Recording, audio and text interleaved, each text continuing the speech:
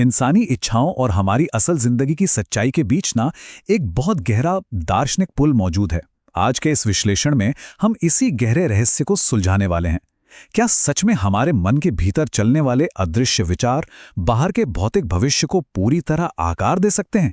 आइए इस सफर पर चलते हैं। अगर किसी चीज को शिद्दत से चाहो तो पूरी कायनात उसे मिलाने की कोशिश में लग जाती है। हम सबने ये मशहूर सिनेमाई डायलॉग सुना है ना? लेकिन सोचिए, क्या ये सिर्फ एक फिल्मी लाइन है या फिर इसमें कोई ऐसा गहरा दर्शन छुपा है जो सदियों से इंसानी सभ्यता को लुभाता आ रहा है? सवाल ये है कि क्या सच में ब्रह्मांड हमारी सुनता है? अब इस प्राचीन रहस्य को समझने से पहले आइए देखते हैं कि यह विचार आधुनिक दुनिया में, जिसे हम मैनिफेस्टेशन कहते हैं, आखिर इतना बड़ा ट्रेंड कैसे बन गया। बात है साल 2006 की। द सीक्रेट नाम की एक किताब और फिल्म आई, और सच कहूं तो इंटरनेट के युग में एक वैचारिक भूचाल सा आ गया। रातों रात सदियों पुराना ये दार्शनिक कॉन्सेप्ट एक मॉडर्न ट्रेंड बन गया। अचानक हर कोई विचारों की शक्ति से अपना भाग्य बदलने की बातें करने लगा।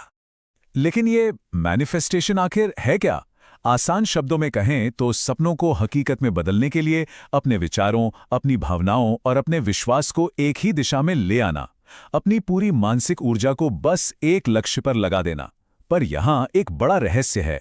कुछ लोगों के लिए ये चमत्कारी रूप से काम करता है और कुछ के लिए बिल्कुल नहीं। ऐसा क्यों?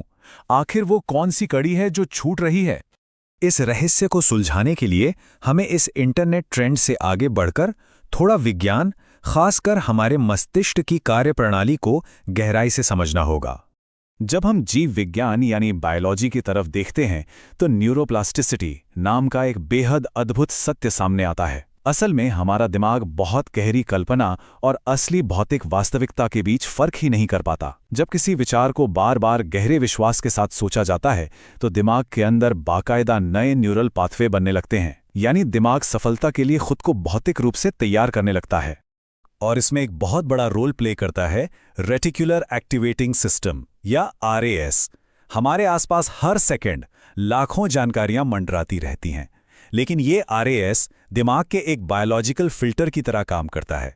यही तय करता है कि हमारा ध्यान असल में किन अवसरों या चीज़ों पर जाएगा।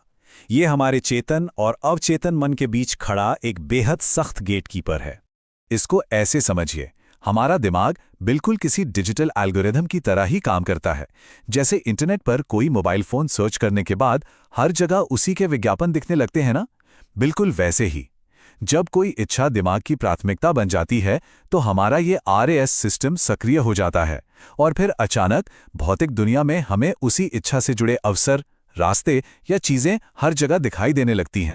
विज्ञान की इन बातों से ये तो साफ है कि मैनिफेस्टेशन का एक जैविक आधार है, लेकिन अगर हम दार्शनिक नजरिए से देखें तो इसका एक बेहद प्राचीन ब्लूप्रिंट भी मौजूद है। जरा बृहदारण्यक उपनिषद के इस अद्भुत और गहन ज्ञान पर गौर कीजिए। मनुष्य की जैसी गहरी इच्छा होती है वैसा ही उसका संकल्प होता है। जैसा संकल्प है वैसा कर्म है, और जैसा कर्म है वैसा ही उसका भाग्य है। यानी आधुनिक विज्ञान, जिसे आज लॉ ऑफ अट्रैक्शन कह रहा है, वो असल में सदियों पहले हमारे प्राचीन दार्शनिकों और ऋषियों द्वारा खोजा गया एक शाश्वत सत्य है। यह पूरी प्रक्रिया एक बहुत ही तार्किक और निर्बाध श्रृंखला है। ध्यान से देखें तो हमारे गहरे आंतरिक विचार ही हमारे संकल्प को जन्म देते हैं। फिर वही संकल्प धीरे धीरे हमारी आदतों में ढल जाते हैं, और अंत में यही आदतें और चरित्र किसी भी इंसान के अंतिम भाग्य की पक्की नींव रखते हैं। ये एक सीधा गणित है। अब यहाँ एक पेंच है। ये पूरा ढांचा तब तक काम नहीं कर सकता जब तक कि हम खुद के भीतर पूरी तरह से संरेखित यानी अलाइंड न हों। मैनिफेस्टेशन की ये सारी तकनीकें अक्सर इसलिए विफल हो जाती हैं क्योंकि हमारी इच्छाएं हमारे सच्चे आंतरिक स्वभाव से मेल ही नहीं खाती। सच मानिए, सिर्फ शीशे के सामने खड़े होकर सकारात्मक वाक्य दोहराने से कुछ नहीं होगा अगर वो सच्चेत इच्छा अंदर से आपके प्रामाणिक स्वरूप के साथ लगातार युद्ध कर रही हो। ये अंदरूनी संघर्ष किसी भी तकनीक को पूरी तरह फेल कर सकता है। उदाहरण के लिए, अगर एक अंतर्मुखी यानी इंट्रोवर्ट व्यक्ति सिर्फ समाज के दबाव में आके एक बहुत लोकप्रिय राजनेता या स्पीकर बनने की चाह रखेगा तो वो हमेशा एक आंतरिक संघर्ष और असंतोष महसूस करेगा। लेकिन वही व्यक्ति अगर अपने स्वभाव को पहचानकर एक लेखक या शोधकर्ता बनने का सपना देखे तो उसकी सफलता की संभावना कई गुना बढ़ जाती है। क्योंकि अब उसकी इच्छा बाहरी दुनिया के शोर के बजाय उसके असली स्वभाव से मेल खा रही है। आत्म जागरूकता के बिना कोई भी सफलता अधूरी है। लेकिन अपना ये सच्चा स्वभाव पहचाना कैसे जाए, इसके लिए बहुत गहरे अवलोकन और ध्यान की जरूरत होती है। हमारा असली स्वभाव, हमारी आनुवंशिकी यानी जेनेटिक्स, हमारे आसपास के वातावरण, हमारे पुराने अनुभवों और हमारी उन गहरी छिपी हुई इच्छाओं का एक जटिल मिश्रण है। उन मौन पलों को पहचानना बहुत जरूरी है जो हमें सच में कालातीत आनंद देते हैं। जरा गौर करें कि यह प्रक्रिया काम कैसे करती है। एक साधारण सा क्षणिक विचार बिल्कुल एक बीज की तरह होता है।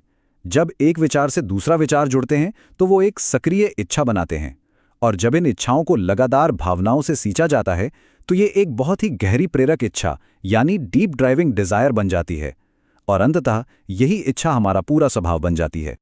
हम इंसान लगातार अपने दिमाग में खुद से बातें करते रहते हैं, जिसे हम आंतरिक संवाद या सेल्फ टॉक कहते हैं। ये सेल्फ टॉक बहुत शक्तिशाली है। वास्तविकता को बदलने की सबसे पहली सीढ़ी यही है कि हमारा ये आंतरिक संवाद नकारात्मकता के बजाय हमेशा विकास और नए अवसरों पर केंद्रित हो। सकारात्मक सोच और सही दिशा में रचनात्मक आदतें बनाना बेहद अहम है। तो लब्बो-लुबाब ये है कि सच्चा मैनिफेस्टेशन तभी हासिल होता है जब हमारी इच्छा, हमारी मानसिकता, हमारी भावनाएं, हमारी आदतें और हमारे कर्म ये सब के सब बिल्कुल एक ही दिशा में संरेखित हों।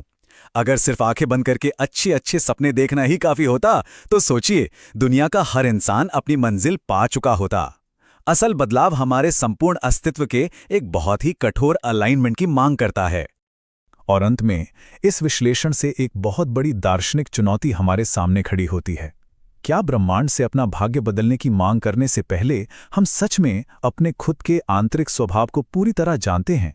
दुनिया को बदलने की या कायनात से कुछ भी मांगने की प्रक्रिया तब तक अधूरी है जब तक हम खुद को गहराई से नहीं समझते।